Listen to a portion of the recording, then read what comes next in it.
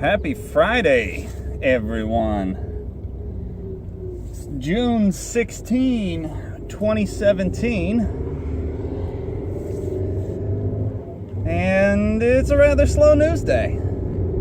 Donald Trump is talking about tightening relations between Cuba and the United States, whatever the fuck that means. Just as things were slowly warming up between the two countries, he wants to set it back, but without explanation. I don't know if he fears revolutionaries or something from Cuba, but I'm kind of the mind that the revolutionary spirit died quite a long time ago in Cuba. I'm not exactly sure where their government stands right now. I don't believe it's democratic yet. I say yet because it seems inevitable. But I believe the two countries have a lot to offer one another. For one, it's a tropical paradise compared to a lot of places in the United States. So there are plenty of people who would love to bring their tourism dollars to Cuba. And that's just one thing. There is what Cuba can offer the United States. Well, there's a few things that I know. There is a burgeoning software development market in Cuba.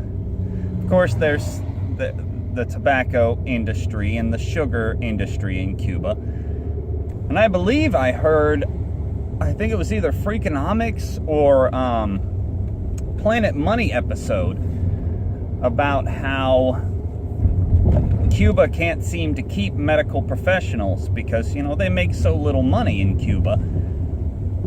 Well, with a lot more tourism dollars, the country could become wealthy again, keep its own medical staff, or at least have a trade of medical staff between the United States and Cuba.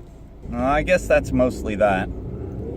Well, fuck, you never know what Donald Trump is gonna do. That's the thing.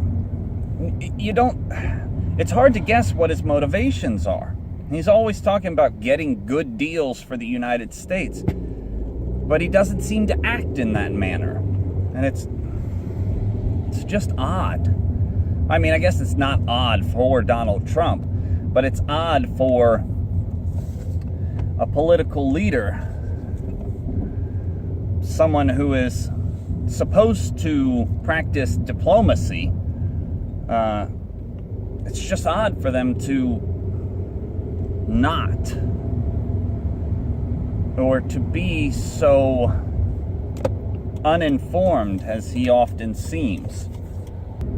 So what's everybody doing today?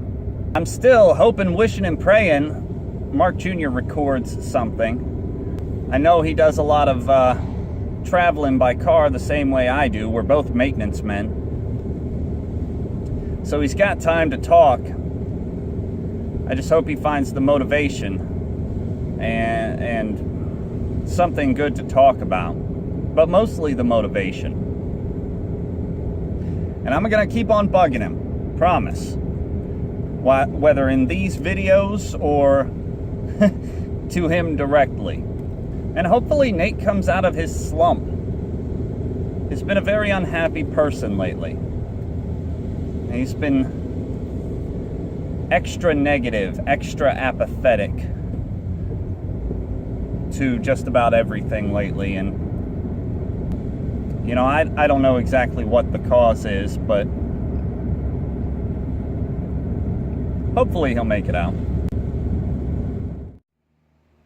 Here's one story for the day.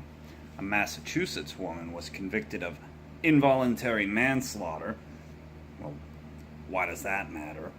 Well, it's sort of an unprecedented case. This woman, Michelle Carter, convinced her boyfriend, Conrad Roy, through hundreds of goading text messages, to kill himself.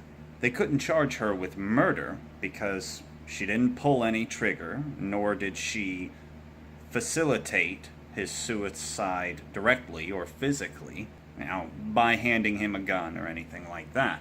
There's two sides to the aftermath of this. And there are those who will say that someone who is miles away, no matter what they say or write, is not responsible for the mortal actions of another person. And then there are those who say that her encouraging, even demanding words were wrong, and that she facilitated his suicide with emotional abuse. But still, where does that leave her culpability? Well, she wasn't charged with murder because she didn't kill him.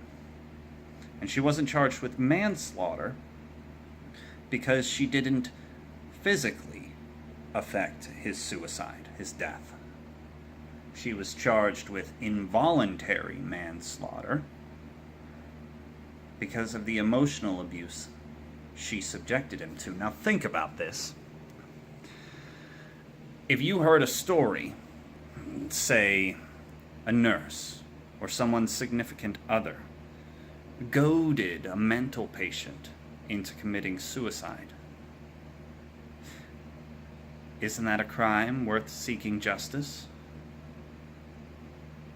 If a husband tortures his wife, or vice versa, if a spouse tortures their other with emotional abuse until they kill themselves, is that not a crime worth seeking justice? I think it is. I don't see any doubt in my mind. Verbal abuse, emotional abuse, goading someone into killing themselves is a crime worth seeking justice.